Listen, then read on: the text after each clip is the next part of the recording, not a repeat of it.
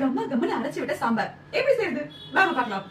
இதுக்கு முதல்ல 200 கிராம் பருப்பு, 6 பல்லு பூண்டு, 2 தக்காளி, ஒரு பிஞ்ச் மஞ்சள் பொடி, கொஞ்சம் போல பெருங்காயம், இது எல்லாத்தையும் சேர்த்து நல்லா தண்ணி விட்டு மூடி ஒரு 4 விசில் வச்சு இறக்கி வச்சுக்கலாம். நல்லா வெந்திருக்கும். இப்போ ஒரு பேனை வச்சு 10 சின்ன வெங்காயம், தக்காளி போட்டு கொஞ்சம் வதக்கி இதுலயே பூசணிக்காய், முருங்கைக்காய், கத்திரிக்காய் நான் எடுத்துருக்கேன். நீங்க என்ன காய் வேணா போட்டுக்கலாம். இது நல்லா வதக்கிப்போ கொஞ்சம் போல உப்பு சேர்த்து தண்ணியும் விட்டு இதை வேக வைப்போம். பக்கத்துல ஒரு பேனை வச்சு தனியா, வெந்தயம், மிளகு, சீரகம், கடலைப்பருப்பு, உளுத்தம் பருப்பு தலா ஒரு ஸ்பூன் போட்டு கூடவே 4 காஞ்ச மிளகாய், ஒரு கைப்பிடி அளவுக்கு தேங்காயம் போட்டு நல்லா சிவக்க வறுத்து பொடியா எடுத்து வச்சுக்கலாம். இப்போ அந்த காய்கறி வெந்துட்டு இருக்குல்ல, இதுல ஒரு நெல்லிக்காய் அளவுக்கு பொடியை கரைச்சு விட்டு நல்லா கொதிக்க விடுவோம். பச்சை வாசனை போனதும் நம்ம அரைச்சு வச்ச பொடி இதுல சேர்த்துலாம். இப்ப காயெல்லாம் வெந்திருக்கும். அவ்வளவுதாங்க. நம்ம கடைஞ்சி வச்ச பருப்பை இதுல சேர்த்துட்டு நல்லா கொதிக்க விட்டு இறக்கி வச்சு பக்கத்துல ஒரு பேனை வச்சு எண்ணெய் விட்டு கடுகு உளுத்த பருப்பு, 2 காஞ்ச மிளகாய், 10 சின்ன வெங்காயம், கருவேப்பிலை இது எல்லாத்தையும் வதக்கி சாம்பார்ல கொட்டி கொஞ்சம் கொத்தமல்லியும் தூவி மூடி வச்சு திறந்து பார்த்தா கம்ம கம்மனு அரைச்சு விட்ட சாம்பார் ரெடி. சுட சுட சாதம் போட்டு தழிய சாம்பார் விட்டு ஒரு ஸ்பூன் நெய்யும் விட்டு பக்கத்துல தொட்டுக்கிறதுக்கு அப்பளம் வச்சுக்கிட்டு இருங்க மோகனுக்கு கொடுக்கலாம். எப்படிடா இருக்கு?